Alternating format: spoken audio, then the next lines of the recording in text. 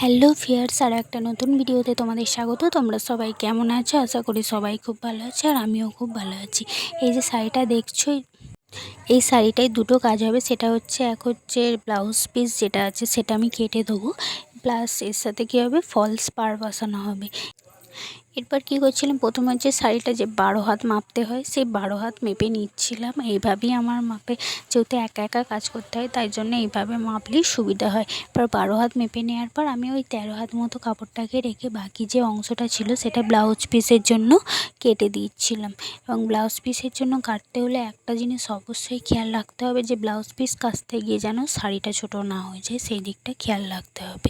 তাই জন্য আমি প্রথমেই হাত দিয়ে ভালো করে মেপে নিচ্ছিলাম। এবং মেপে নিলে কি একটাই সুবিধা হয়, শাড়িটা ছোটো হয় না, প্লাস ব্লাউজ পিসটাও সমানভাবে কাটা হয়েছে। এবং ব্লাউজ পিস কাটার সময় একটা জিনিস খেয়াল রাখতে হবে, যে ব্লাউজ পিসটা এমনভাবেই কাটতে হবে যাতে ব্লাউজটা করা যায়। এবার তুমি ধরো এমন ব্লাউজ পিস কেটে দিলে যাতে কোনো ব্লাউজই হবে না, সেটাতে একদম খারাপ জিনিস একটা নয়। তাই জন্য এই দুটো জিনিস খেয়াল রাখতে হবে।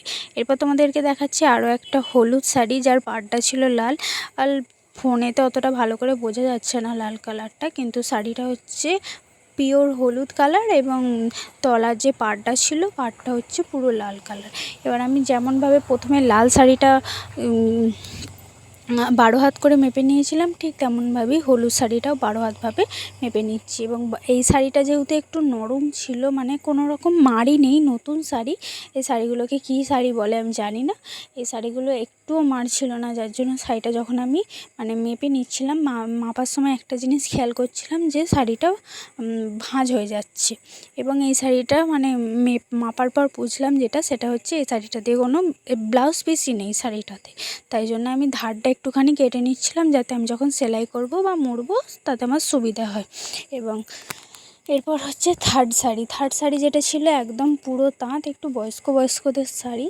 এবং এই শাড়িটাতেও আমাকে যে কাস্টমার দিয়ে গেছিলো সে বলেছিল যদি ফলস পাড় লাগানো যায় লাগাবি, কিন্তু আমার ব্যক্তিগতভাবে মনে হয় এই শাড়িগুলোতে, তাঁতের শাড়িগুলোতে কোনো রকম লেস বসায় না। আমি যদিও কোনো দিন বসাইনি, তাই জন্য আমি এই শাড়িটায় কোনো রকম লেস বসাইনি। শুধু দুই ধারটা যে এই শাড়িগুলোর সামনে আঁচল পাট বা শেষ পাট, যে পাটটাই বলো না কেন, সেই পাটে কোনো সেলাই থাকে না, তাই জন্য আমি সেইগুলো সমান করে কেটে নিচ্ছিলাম।